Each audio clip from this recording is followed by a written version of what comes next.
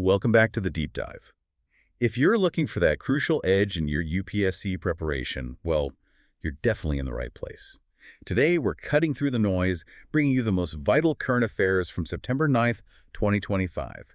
Think of this as part one of our deep dive for the day. We're distilling the key insights you need. That's right. Our mission, as always, is to go beyond just the headlines. We want to extract those crucial nuggets of knowledge, provide the context that, really matters, and help you connect the dots. And for many of you listening, some of these topics might feel familiar, maybe a revision from your studies. That's great. It means we're reinforcing what you already know, helping solidify those key facts. Absolutely.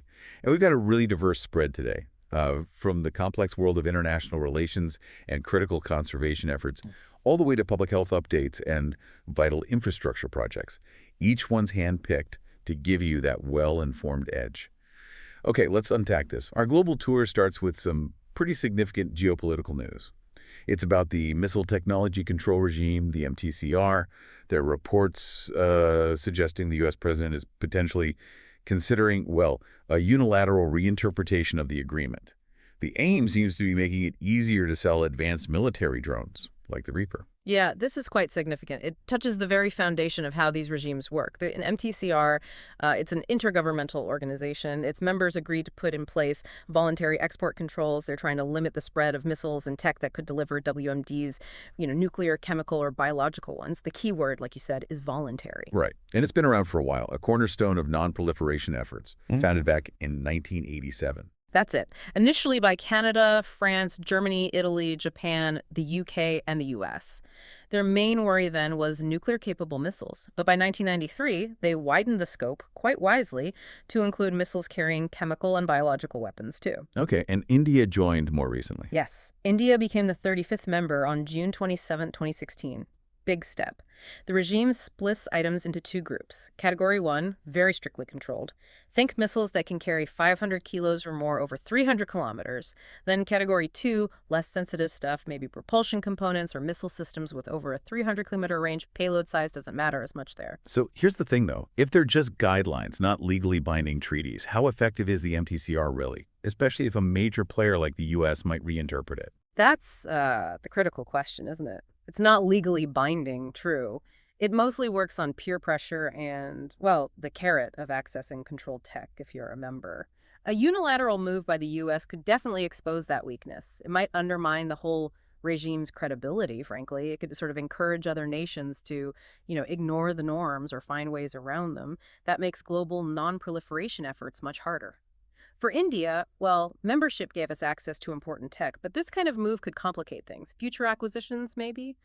Or it could set a precedent challenging other arms control frameworks. It really forces us to think about the limits of voluntary rules when national interests clash. That's a really important point, a real test for the regime. Okay, from missile control, let's switch to another kind of global connection, undersea cables.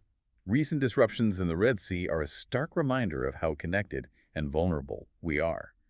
Big internet outages reported in parts of Asia and the Middle East. It feels a bit like the internet Suez Canal, doesn't it? That's a great analogy. And just like the Suez, disruptions there can cause, digital blackouts across continents. Impacts everything. Banking, social media, you name it. It really shows how much we take that seamless connection for granted. Geographically, the Red Sea is a semi-enclosed bit of the Indian Ocean, right between Africa and Asia. It connects to the Arabian Sea through the Gulf of Aden and that narrow strait, Bab el-Mandeb, and crucially to the Med via the Suez Canal through the Gulf of Suez and Gulf of Aqaba. It's a genuine global choke point for ships and data. And it has some unique features, right? Very hot, salty water and sometimes changes color. Precisely. Those color changes are due to algae blooms. Geologically, it's in a fault depression between the Arabian and North African tectonic plates. The bordering countries are Egypt, Saudi Arabia, Yemen, Sudan, Eritrea, and Djibouti. And besides being a key shipping route, it's rich in minerals, petroleum, sulfur, phosphates, heavy metals too. Any trouble there has huge economic and geopolitical ripples. Security is a constant worry. Okay, let's continue our journey moving over to the southwestern Pacific. The Indian Navy Band was recently in Papua New Guinea participating in their 50th Independence Day celebrations in Port Moresby. Beyond just the cultural exchange, what's the deeper strategic meaning of India being active there in the southwestern Pacific? How does that fit into, our larger foreign policy. Oh, it's definitely more than just a friendly visit. It's very deliberate strategic outreach.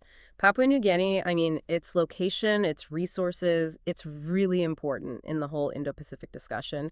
India's engagement there, whether it's military goodwill like this, cultural stuff, or economic ties, it acts as a quiet but firm counterbalance to influence from other big powers in that region. It fits perfectly with our Act East policy and our commitment to a free, open Indo-Pacific. It's about strengthening ties with these island nations, vital for sea lanes, trade, and regional stability.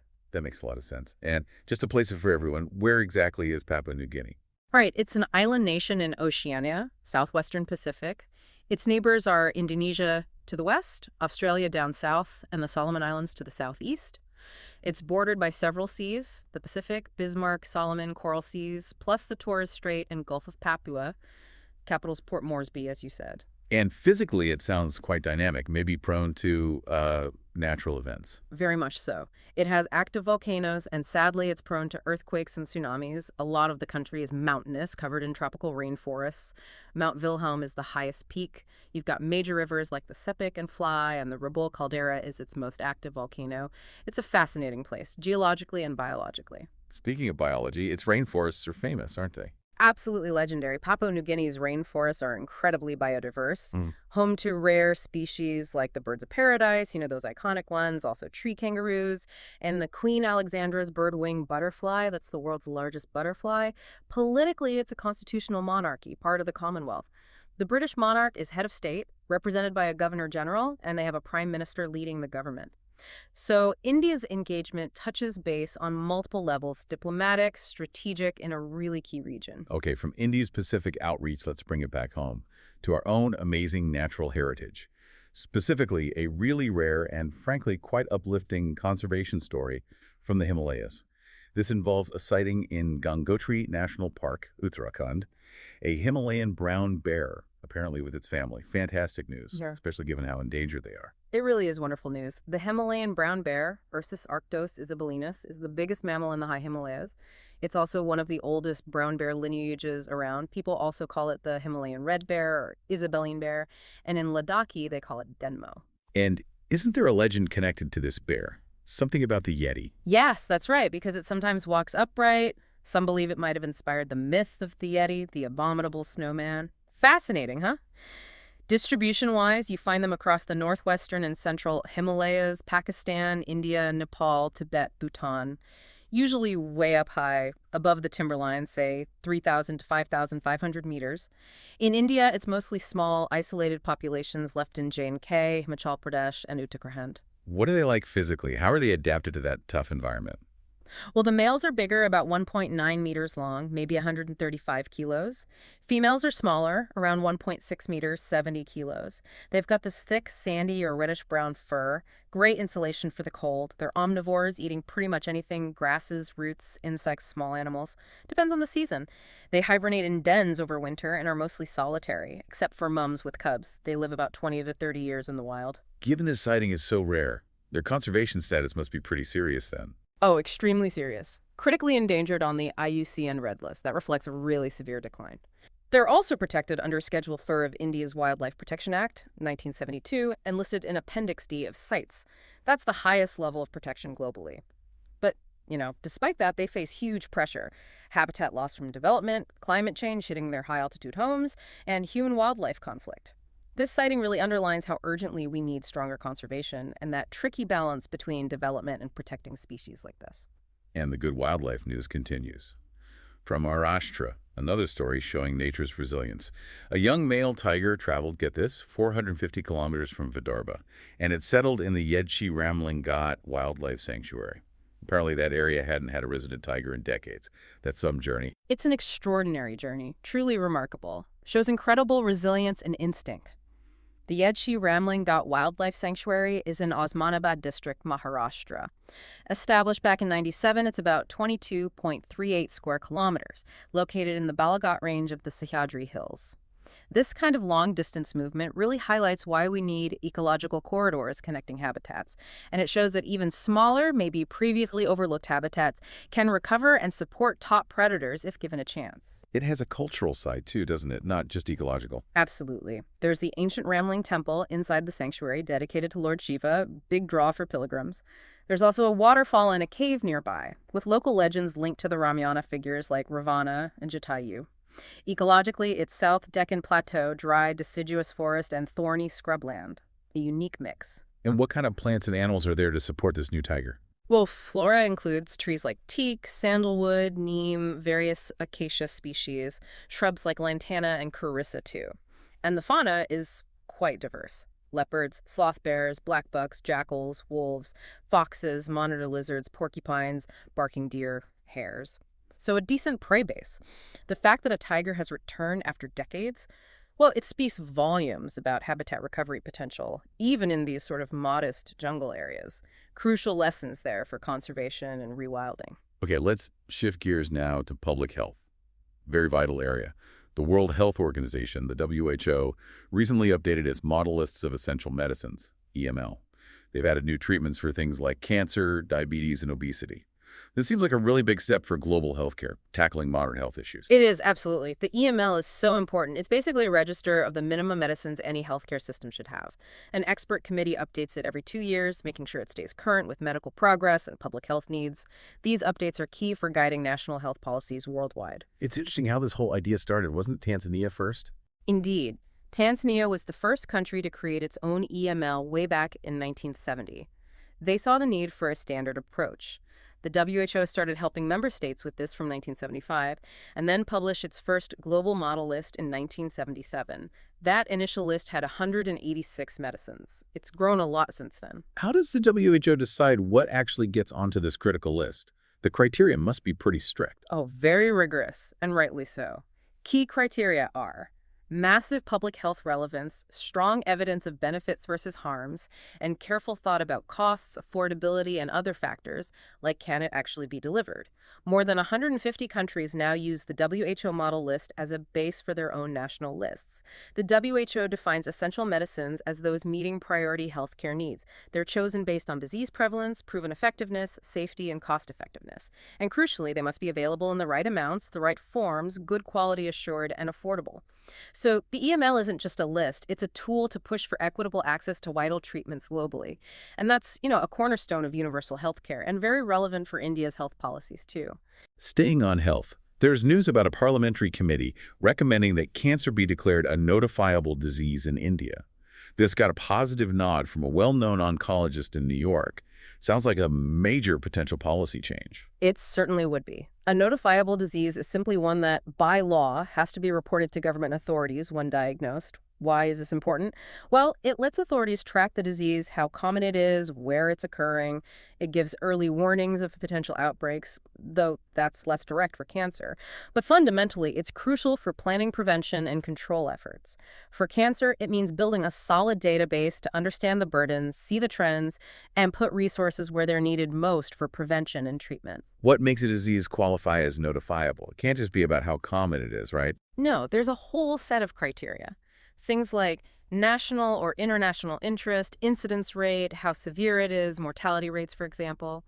Also, its communicability, risk of international spread, the socioeconomic costs involved, whether it's preventable, and any signs of changing patterns. Basically, diseases that are seen as serious public health challenges make the list so action can be taken quickly. And I guess these lists aren't the same everywhere. Even within India, that must make things complicated. Exactly. The lists can vary a lot between countries, even between states within India, sometimes even city versus rural areas. That definitely poses challenges for national policy and getting a complete picture. In India, it's mainly the state governments that decide which diseases must be reported. Doctors and labs then have a legal duty to notify the local health department. And don't forget the international angle. WHO's International Health Regulations from 1969 require countries to report certain diseases for global tracking. Declaring cancer notifiable in India would give us an unprecedented view of its spread and impact across the country. Okay, switching gears to science education. The Union Minister recently congratulated Indian students who won medals at the 18th International Earth Science Olympiad. ISO 2025 in Jining, China. Looks like a great initiative for encouraging young scientists. It absolutely is. The ISO started in 2003, set up by the International Geoscience Education Organization, IGEO. The main goal is to boost awareness of earth sciences. It promotes teamwork, collaboration, sharing ideas, and healthy competition among secondary school students, usually class 9 to 12, from all over the world. It's really about inspiring that next generation. And India's been quite involved, haven't we? Yes, consistently strong participation since 2007. We even hosted the 10th ISO in Mysore back in 2013. Shows our commitment. The government, through the Ministry of Earth Sciences, MOES, supports the Indian National Earth Science Olympiad, INESO. That's the national level competition run by the Geological Society of India. What kind of topics do they cover? Earth science sounds pretty broad. It is very interdisciplinary. Students get tested on geology, meteorology, oceanography, and environmental sciences. It reflects how interconnected Earth systems are. The top performers from INESO go on to represent India at the ISO. Both the national and international participation are supported under the MOES' Reach Out scheme, which is part of the bigger Prithvi scheme.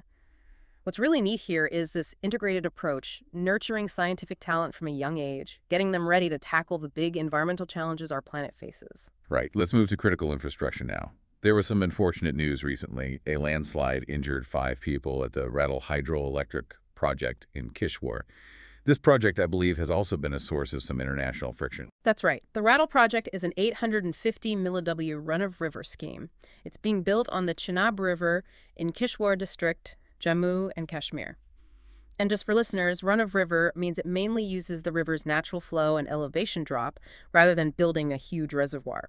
It's often seen as having less environmental impact than big dams, but power output can vary more with the river flow. It's a key project for the region's energy needs. And who's behind developing it? It's being developed by Ratle Hydroelectric Power Corporation, RHPCL, that's a joint venture. NHPC, the Central Public Sector Undertaking, holds 51% equity, and the Jammu and Kashmir State Power Development Corporation, JKSPDC, holds the other 49%. Pretty common structure for big projects like this. Can you give us a sense of the scale? What kind of power are we talking about? Sure. It involves a pretty big dam, 133 meters tall, about 195 meters long, concrete gravity type, plus a diversion dam. The powerhouse is underground. It'll house 4 main turbine units, Francis turbines, each 205 milliW, plus a smaller 30 milliW auxiliary unit. Once it's running, the expected output is around 3,137 GWh of electricity per year. That's a significant amount of power for the grid. You mentioned international issues. Pakistan has raised concerns. What's the core of that dispute? Yes, Pakistan has frequently claimed the project violates the Indus Waters Treaty of 1960. Their main worry seems to be about the design, particularly the storage capacity, and whether India might be able to control the river's flow in ways that affect downstream users in Pakistan. This really highlights that delicate balance between a country's energy needs and international water sharing agreements. It brings up complex issues about transboundary rivers, dispute resolution mechanisms under treaties like the Indus Waters Treaty, things like the Prominent Indus Commission, or international arbitration. For UPSC aspirants, understanding these treaty nuances and their geopolitical weight is crucial. Okay, finally today, we turn to a cultural landmark. But sadly, due to a tragic accident, news came in about a ropeway cable snapping at the Pavagad Kalika Mata temple, which tragically killed 6 people. Just heartbreaking, especially at such a holy site. Yes, a truly terrible incident at a very important Hindu temple complex. It's a major pilgrimage site on top of Pavagad Hill in Panchmal district, Gujarat.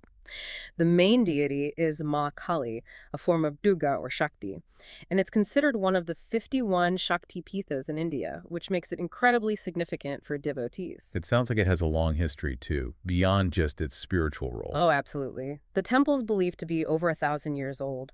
Origins may be 10th, 11th century, with the Mahakali idol itself from the 12th century. It received a lot of support from the Solanki Rajput dynasty.